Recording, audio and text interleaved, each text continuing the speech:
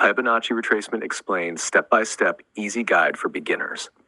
Hey everyone, welcome back to my channel. Today we're going to learn about one of the most powerful tools in technical analysis, the Fibonacci Retracement.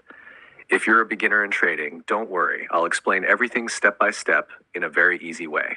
Let's get started. Step 1. What is Fibonacci Retracement? Fibonacci retracement is a tool used by traders to identify potential levels of support and resistance. It's based on the Fibonacci sequence, a series of numbers that have special mathematical properties and appear in nature, art, and even trading. Step 2. The most common Fibonacci retracement levels are 23, 23.6, 38.2%, 50%, 678.6%.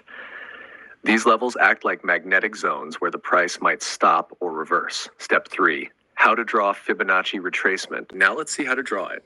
1. Choose a chart with a clear trend, either uptrend or downtrend. 2. If it's an uptrend, draw the Fibonacci from the swing low, bottom, to the swing high, top. 3. If it's a downtrend, draw from the swing high to the swing low.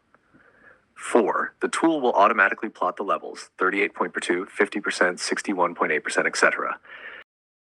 Step 4. How to use Fibonacci levels. Traders use Fibonacci retracement levels to enter trades at pullback points, set stop loss and take profit levels, identify where the price might bounce or reverse.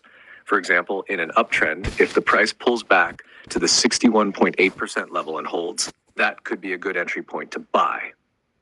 Step 5. Combine with other tools. Tools like trend lines, moving averages, candlestick patterns, RSI, or MACD.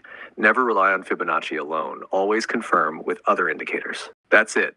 Now you know how to use Fibonacci retracement like a pro. Try it out on your charts and see how powerful it can be. Don't forget to like, share, and subscribe for more trading tips.